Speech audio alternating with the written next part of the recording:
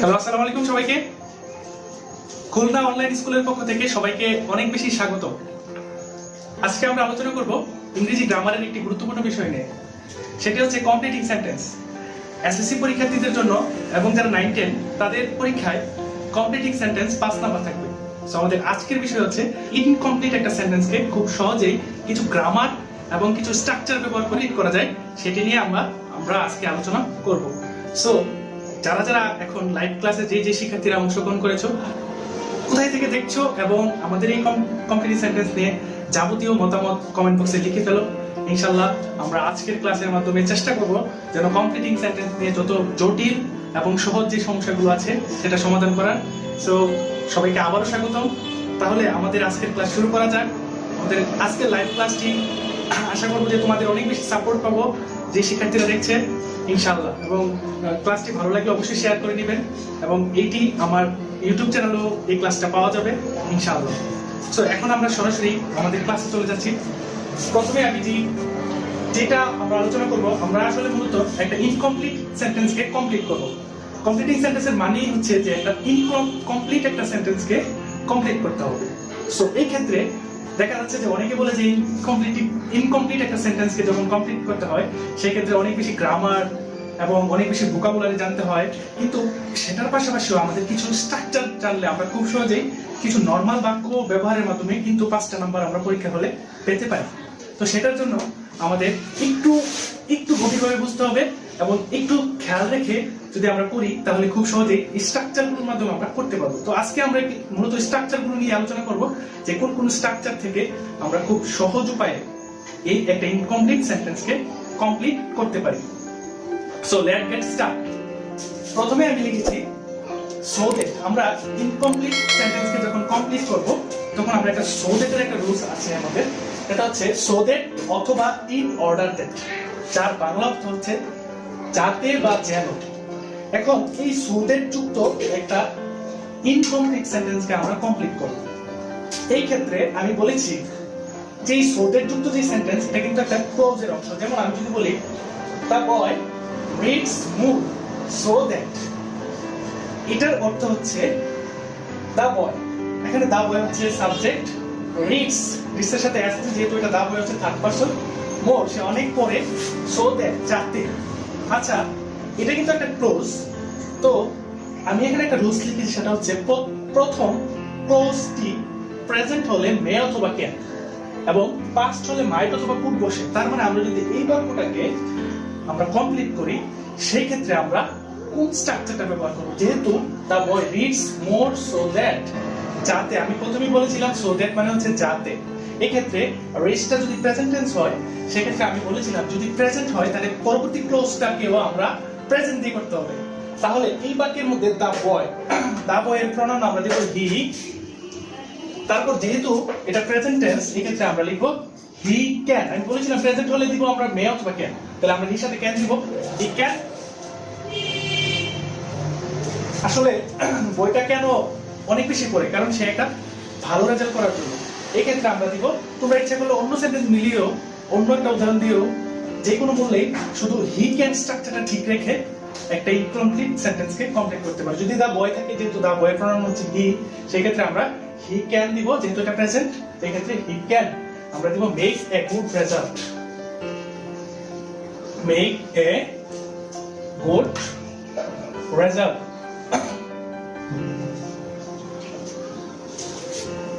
So আমরা এখানে এই রেজাল্টটা একটু এই পাশ থেকে লিখছি। ওকে, নেক্সট যে সেন্টেন্সটা সেটা হচ্ছে we eat food so that. আসলে শিক্ষার্থী বন্ধুরা তোমরা খেয়াল করো, আমরা কেন খাবার খাই? আমরা খাবার খাই আমরা যেন অনেক বেশি স্ট্রেংথ পাই, শক্তি পাই। সেই ক্ষেত্রে আমরা এটাকে কমপ্লিট করব। আমি বলেছিলাম আমরা একটা স্ট্রাকচার ব্যবহার করব। যদি সো দ্যাট থাকে তাহলে পরের অংশ, পরের যে ক্লোজ এটা আমরা সাবজেক্টের পরে যদি প্রেজেন্ট হয় তাহলে আমরা দিব মে অথবা ক্যান এবং পাস্ট হলে দিব মাইট অথবা কুড। আমি এখানে 4টা বাক্য লিখেছি, 4টার মধ্যে কিছু প্রেজেন্টও আছে পাস্টও আছে। সো এই ক্ষেত্রে উই ইট, ইট হচ্ছে খাওয়া, এটা একটা প্রেজেন্ট টেন্স, তাহলে আমরা খাই। ফুড মানে খাবার, সো দ্যাট যাতে। আমরা কেন খাবার খাই? যেন আমরা শক্তি পাই। তাহলে লিখবো উই, যেহেতু এখানে সাবজেক্ট উই, আমরা পরবর্তী ক্লোজে উই নিব, উই যেহেতু ইট হচ্ছে প্রেজেন্ট, আমরা লিখবো উই ক্যান।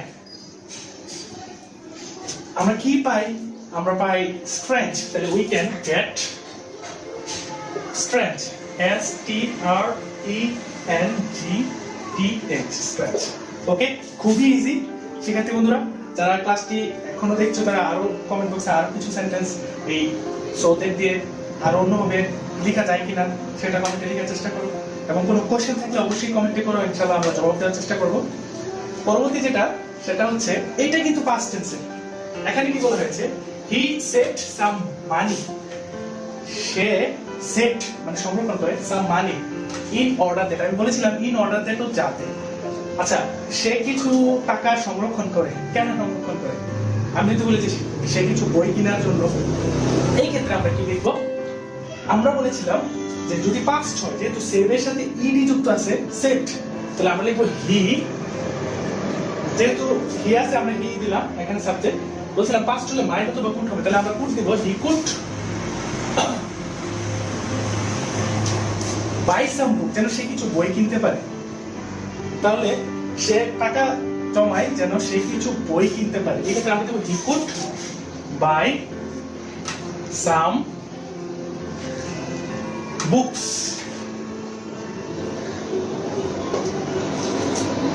এবং সর্বশেষ আমি এই সোদেট দিয়ে আরেকটি যেটা লিখেছি, আরিফ কেম টু মি। এখানেও কিন্তু কেমটা হচ্ছে পাস্ট, তাহলে তোমরা এখন বুঝেই ফেলেছো যদি আমরা পাস্ট থাকে তাহলে কি দিব? আরিফ কেম টু মি, সে আমার কাছে এসেছে ইয়েস্টারডে মানে গতকাল, ইন অর্ডার দ্যাট যাতে। এখন প্রশ্ন হতে পারে যে আমরা কি দিব? যেহেতু আরিফ হচ্ছে একটা ছেলে, এক্ষেত্রে আমরা দিব হি।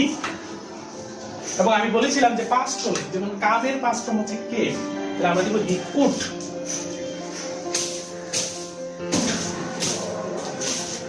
সি মি পার্সোনালি, অর্থাৎ যেন সে আমাকে পার্সোনালি দেখতে পারে। তাহলে আশা করি শিক্ষার্থী বন্ধুরা, আমরা আজকে ক্লাসের শুরুতে যেই কমপ্লিটিং সেন্টেন্সের যেই রুলসটা দেখালাম, এটা নিয়ে তোমাদের আর কোনো কনফিউশন থাকবে না বন্ধুরা। এবার আমরা যে রুলসটা দেখবো সেটা হচ্ছে লাস্ট। এটা কিন্তু একটা গুরুত্বপূর্ণ, এবং এই লাস্টের রুলসের একটা পরিকারণে থাকতে পারে। সো এই ক্ষেত্রে আমরা এই লাস্টের রুলসটা এখন আমরা শিখে নিব, এবং এটা যেন আর কখনোই ভুল না হয় সেজন্য আমাদের জেনে রাখতে হবে। তো লাস্টের রুলসটা আমি লিখেছি, লাস্ট মানে হচ্ছে পাছে ভয় হয় যে। লাস্ট মানে হচ্ছে পাছে ভয় হয় যে অথবা যাতে না। লাস্ট নেগেটিভ অর্থ প্রদান করে, অর্থাৎ এটি দ্বারা যে ক্লোজ শুরু হয় তারপরে শুড অথবা মাইট বসে। তার মানে আমরা যে পরবর্তী ক্লোজটা লিখবো তারপরে অবশ্যই শুড দিয়ে অথবা মাইট দিয়ে করতে হবে। তো এখন আমরা বলি রিড ডিলিজেন্টলি লাস্ট। ডিলিজেন্টলি মানে অধ্যাবসায়ের সাথে, তাহলে অধ্যাবসায়ের সাথে পড়ো যাতে না তোমার পাছে ভয় হয়। আচ্ছা, তুমি তো অধ্যাপকের সাথে না পড়ো তাহলে কি করবে? তুমি পরীক্ষায় ফেল করবে। এই ক্ষেত্রে আমি লিখবো, আমি বলেছিলাম যে তারপরে আমরা যে সাবজেক্ট দিব এটার পরে অবশ্যই শুড দিতে হবে। যেহেতু এখানে রিড বা করা শুরু হয়েছে ভার্ব দ্বারা, এই ক্ষেত্রে আমরা এখানে ইউ কে ইন্ডিকেট করা হয়েছে, এখানে ইউ সাবজেক্ট উজ্জ আছে, তাহলে আমরা এখানে দিব ইউ। আমি বলেছিলাম যে অবশ্যই শুড দিতে হবে, তাহলে ইউ শুড। এখন থেকে লাস্টের রুলস পেলেই যে সাবজেক্টটা আমরা দিয়ে দেওয়ার পর পরবর্তী ক্লজে শুডটা ইউজ করতে হবে। তাহলে you should fail in the exam. তাহলে আমরা লিখবো fail in the exam. So আশা করি শিক্ষার্থীরা তোমরা শুড দিয়ে বাকি অংশটা দেখবে এবং লাস্ট নেগেটিভ অর্থ প্রকাশ করবে। এবং পরবর্তী যেটা সেটা হচ্ছে হি ওয়াকড ফাস্ট লাস্ট, সে দ্রুত হাঁটে যাতে। আচ্ছা, সে দ্রুত কেন হাঁটে? যেন সে স্কুলে সঠিক টাইমে পৌঁছাতে পারে, অথবা যেন সে সঠিক সময়ের ট্রেনটা ধরতে পারে। এই ক্ষেত্রে আমি বলেছিলাম যে হি ওয়াক ফাস্ট, তার মানে আমরা যেহেতু এখানে হি আছে আমরা এখানেও সাবজেক্ট হিসেবে হি আনবো, হি। তারপর আমি বলেছিলাম শুডটা, হি শুড। তাহলে আমরা দিব he should reach school in time. তাহলে আমরা দিব রিচ স্কুল ইন টাইম মানে যথাসময়ে, ইন টাইম। সো আশা করি শিক্ষার্থী বন্ধুরা এই যে আমি লাস্টের যে রুলসটা দিয়েছি সেটা তোমরা খুব সহজেই করতে পারবে। এখন থেকে লাস্ট যদি পাও তোমরা, সেই ক্ষেত্রে প্রথমে যদি লাস্ট যদি যেই সেন্টেন্সের মধ্যে লাস্ট থাকবে সেই ক্ষেত্রে তোমরা সাবজেক্টের পরে অবশ্যই শুডটা ব্যবহার করবে এবং এটা একটা নেগেটিভ অর্থ প্রকাশ করে। তো এই ক্ষেত্রে আমরা এটাকে অর্থ অনুযায়ী আমি বলেছিলাম শুডের পরে আমরা যদি সে মনোযোগ সহকারে পড়তে হয় সেক্ষেত্রে আমরা দেবো ফেল ইন দ্য এক্সাম। যদি না পড়ে, আবার যদি সে দ্রুত না হাঁটে তাহলে কি হবে, সে স্কুলে যথাসময়ে পৌঁছাতে পারবে না। সো আশা করি যে রোজটা সেটা তোমাদের খুবই আয়ত্তে এসেছে। এবার আমরা যেটা দেখবো সেটা হচ্ছে আনলেস। আমরা জানি আনলেস মানে হচ্ছে যদি না, এটা অনেকেই পারে এবং এটা দিয়েও পরীক্ষা হলে এটা আসতে পারে।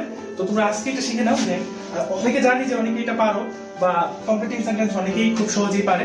তারপরে আমরা আজকে যেহেতু আলোচনা করছি তোমরা এটা খাতায় লিখে নিতে পারো।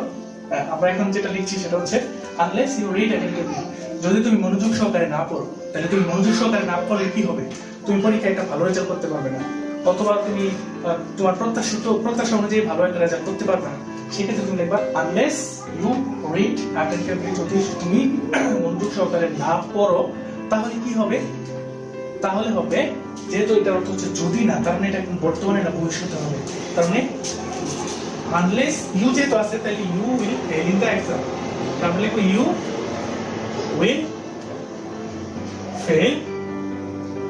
ওকে, আমরা ফেল লিখবো না, আমরা লিখবো ইউ উইল। তুমি পরীক্ষা ভালো রেজাল্ট করতে পারবে না, তাহলে you will fail in the exam. So এরপরে আমি যেটা লিখেছি শিক্ষার্থী বন্ধুরা, এরপরে আমি লিখেছি হি উইল নট শাইন। সে জীবনে উন্নতি করতে পারবে না। কেন? আনলেস যদি না, তাহলে হবে যদি না সে কি করে, যদি না সে কঠোর পরিশ্রম করে। আনলেস হি ওয়ার্কস হার্ড, তাহলে লিখবো হি ওয়ার্কস হার্ড। তার মানে সে he will not shine, সে উন্নতি করতে পারবে না unless he works hard, যদি না সে কঠোর পরিশ্রম করে। সো আশা করি যে unless এবং less এর রুলসটা তোমাদের বুঝেছো, এটা দিয়ে পরীক্ষা হলে আসতে পারে। এবং আমি এই ক্লাসে আরো কিছু রুল দিচ্ছি এবং আমরা এইটাকে দুইটা পার্টে ক্লাসটা করব। ওকে শিক্ষার্থী বন্ধুরা, এবার আমরা যেই রুলসগুলো নিয়ে আলোচনা করব অর্থাৎ যে স্ট্রাকচারগুলো নিয়ে আলোচনা করব সেগুলো সহজ স্ট্রাকচার, আশা করি যে তোমরা খুব সহজেই পারবে। সেটা হলো আনটিল এবং টিল। আনটিল এবং টিল শব্দটা যতক্ষণ না পর্যন্ত, তাহলে এখন এই আনটিল এবং টিল যে বাক্যের মধ্যে থাকবে সেটাকে আমরা কিভাবে কমপ্লিট করব। যেমন এখানে আছে ওয়েট মানে অপেক্ষা করো, আনটিল আচ্ছা অপেক্ষা করো যতক্ষণ না পর্যন্ত বৃষ্টি থামে অথবা যতক্ষণ না পর্যন্ত আমি আসি। তাহলে আমরা যদি লিখি wait until the rain stops, তাহলে আমরা লিখব wait until the rain stop. তাহলে wait until the rain stops মানে বৃষ্টি না থামা পর্যন্ত অপেক্ষা করো। তারপর ওয়েট ফর মি আনটিল, আমার জন্য অপেক্ষা করো, আনটিল মানে যতক্ষণ না পর্যন্ত আই কাম ব্যাক, তার মানে আমি যতক্ষণ পর্যন্ত না আসি ততক্ষণ পর্যন্ত কি করতে হবে, অপেক্ষা করতে হবে। বলা হচ্ছে এই ক্ষেত্রে আমরা লিখব আই কাম ব্যাক। তো আশা করি যদি টিল এবং আনটিল আসে আমরা খুব সহজেই এইভাবে করে কমপ্লিট করে নিব। এরপর যেটা আছে সেটা হচ্ছে ইন স্পাইট অফ ডেসপাইট, যার অর্থ হচ্ছে সত্ত্বেও। এটা পরীক্ষার হলে বেশিরভাগ আসে বা আসতে পারে এরকম সম্ভাবনা আছে। সেটা হচ্ছে in spite of his poverty. আমরা জানি যে ইন স্পাইট মানে হচ্ছে সত্ত্বেও, তাহলে এটা যদি আমরা বাংলা করি তাহলে হবে in spite of his poverty. Poverty মানে দারিদ্রতা, তাহলে তার দারিদ্রতা সত্ত্বেও সে কি, আমরা বলি যে লোকটা দারিদ্রতা থাকা সত্ত্বেও সে অনেস্ট, তাহলে আমরা লিখবো he is honest, he is honest। ঠিক তেমনি এরপর যে সেম এখানে আছে despite, despite শব্দের অর্থ সত্ত্বেও, তাহলে despite his good qualification, তার ভালো গুণাগুণ থাকা সত্ত্বেও, যেহেতু এখানে despite আছে আমরা লিখব he did not, তার ভালো গুণাবলী থাকা সত্ত্বেও সে ভালো জব পায়, he did not get good job। তাহলে শিক্ষার্থী বন্ধুরা এই ইনস্পাইট এবং ডিসপাইট তাহলে খুব সহজে আমরা কি করব, খুব সহজে এটার সাথে আমরা পরবর্তী ক্লোজটা প্রেজেন্ট হতে পারে পাস্ট হতে পারে, এটা কোনো সমস্যা না। কিন্তু তোমাদের এটা বুঝতে হবে যে এটা মানে হচ্ছে সত্ত্বেও। এই ক্ষেত্রে আমরা লিখব তার দারিদ্রতা থাকা সত্ত্বেও সে অনেস্ট, অথবা সে তার কোয়ালিফিকেশন থাকা সত্ত্বেও সে ভালো চাকরি পায়নি, এরকম করে আমরা এটাকে কমপ্লিট করব। এরপর যেটা আছে সেটা হচ্ছে instead of, in Liu of, যার অর্থ হচ্ছে পরিবর্তে। এটা কিন্তু খুবই মজার একটা, এটা আজকে তোমরা খুব সহজে দিতে পারো। এটা হচ্ছে ইনস্টিড অফ হিস্টোরি, হিস্টোরির পরিবর্তে মানে সাবজেক্ট আর কি, যেটা আমরা হিস্টোরি সাবজেক্টের পরিবর্তে হি টুক লজিক। তার মানে এটা হচ্ছে যে হিস্টোরি পরিবর্তে সে লজিক নিয়েছে, মানে সে হিস্টোরি সাবজেক্টের পরিবর্তে সে লজিকে পড়তেছে, এরকম আর কি। তো আমি যদি বলি the boy bought pencil pens instead of, instead of তো আমি বলেছিলাম যে পরিবর্তে, তাহলে দা বয় বালকটি বট পেন্স মানে কলমের পরিবর্তে, ইনস্টিড অফ পরিবর্তে সে কি করেছে, সে পেন্সিল কিনেছে। তাহলে আমরা লিখবো ইনস্টিড অফ পেন্সিল। তো আশা করি এই তিনটা এবং আগে আমরা তিনটা দিয়েছি সেগুলা খুব সহজে তোমরা আয়ত্তে নিয়েছো, এবং আমরা আর দুইটা দিব, এবং এই ক্লাসটাকে আমরা তিনটা ভাগে ভাগ করেছি, এবং পরবর্তী ক্লাসগুলোতে আমরা বাকি রুলসগুলো নিয়ে আলোচনা করব, এবং আশা করি যে তোমাদের খুবই আয়ত্তে আসবে এই ব্যাপারটা নিয়ে। শিক্ষার্থী বন্ধুরা, এবার আমরা আরো একটা রুলস করব যেটার মধ্যে আমরা খুব সহজেই কমপ্লিট সেন্টেন্সগুলো করতে পারি। তো প্রথমে আমি যেটা লিখেছি সেটা হচ্ছে হ্যাড বেটার। আচ্ছা, আসলে হ্যাড বেটার শব্দের অর্থ হচ্ছে তবু বরং ভালো। তো এখন যদি আমরা করি আই হ্যাড বেটার, আমার বরং ভালো, কল হিম এট ওয়ান্স, আমি তাকে একবার কল দেওয়া বরং ভালো। তাহলে আমি লিখবো, আবার আমি যদি লিখি যে I had better call him at once, তাহলে এটাকে যদি আমরা বাংলা করি আমার বরং তাকে একবার ডাকা ভালো হবে, এরকম এটা অর্থ দাঁড়ায়। তাহলে আমি যদি বলি যে ইউ হ্যাড বেটার, তোমার বরং গো হোম মানে বাড়িতে যাওয়া ভালো, তাহলে আমরা লিখবো you had better go home. So এখন থেকে তোমার হ্যাড বেটার থাকলে এটা মনে রাখতে হবে, হ্যাড বেটার হচ্ছে বরং ভালো, মানে তোমার বরং বাড়িতে যাওয়াটাই ভালো হবে, আমার বরং তাকে একবার কল দেওয়াটা ভালো হবে, এরকম অর্থ প্রকাশ করবে। এখন আমরা যেটা দেখবো সেটা হচ্ছে ইট ইজ টাইম। এটা সাধারণত কোনো কাজ করার সঠিক সময় হয়েছে বোঝাতে। তাহলে এটাকে যদি আমরা কমপ্লিট করি, তাহলে আমরা যদি অর্থের দিক থেকে চিন্তা করে এটাকে আমরা কমপ্লিট করি, তাহলে কি হবে? আমি বলেছিলাম যে ইট ইজ টাইম টু মানে হচ্ছে কোনো কাজের সঠিক সময় হয়েছে বোঝাতে। তাহলে আমি যদি বলি it is time to start the work, start the work, the work, তার মানে কাজ করার সঠিক সময় হয়েছে। তারপর যদি বলি it is time to leave the place, মানে স্থানটি চেঞ্জ করার বা পরিবর্তন করার বা স্থানটি ত্যাগ করার সঠিক সময় হয়েছে। তাহলে it is time to leave the place. So শিক্ষার্থী বন্ধুরা, যারা এতক্ষণ খুলনা অনলাইন স্কুলের মাধ্যমে আমার সাথে, শিক্ষার্থী বন্ধুরা যারা খুলনা অনলাইন স্কুলের মাধ্যমে এতক্ষণ আমার সাথে ছিলেন, তাদের সকলকে অসংখ্য ধন্যবাদ, এবং যারা শিক্ষকরা যারা এই ক্লাসটি ভিউ করেছেন তাদেরকে খুবই বেশি আন্তরিক ধন্যবাদ। কেননা যেহেতু আজকের ক্লাসটা ছিল কমপ্লিটিং সেন্টেন্স, সেক্ষেত্রে আমরা বারবার স্কিপ করে করে ক্লাসটা নিতে হয়েছে, কারণ আমাদের রুলসগুলো লিখতে হয়েছে। যেহেতু ভিডিও ক্লাসের মাধ্যমে সরাসরি হোয়াইট বোর্ড ক্লাসের মধ্যে আমাদেরকে রুলস লিখে বোঝাতে হয়, সেক্ষেত্রে চেষ্টা করেছি যথাযথ রুলসগুলো বোঝানোর জন্য, এবং পরবর্তী ক্লাসে ইনশাআল্লাহ আমরা এই পুরোপুরি রুলসগুলো নিয়ে আলোচনা করব। এবং এটা আমি বলেছিলাম যে আমি 3টা পার্ট এই কমপ্লিটিং সেন্টেন্সটা, এই বাকি রুলসগুলো আলোচনা করব ইনশাআল্লাহ। অবশ্যই খুলনা অনলাইন স্কুলের সাথে থাকবেন এবং আমাদেরকে সাপোর্ট দিবেন, এবং চাইলে আপনারা আমার ইউটিউব চ্যানেলও আপনারা ইচ্ছা করলে এই ক্লাসটি দেখতে পারেন। আমার ইউটিউব চ্যানেলের লিংক আপনাদের কমেন্ট বক্সে দেওয়া থাকবে ইনশাআল্লাহ। এবং আজকের জন্য আমি শরীফুদ্দিন বিদায় নিচ্ছি, টাটা বাই বাই, এবং সকলকে আন্তরিক অভিনন্দন।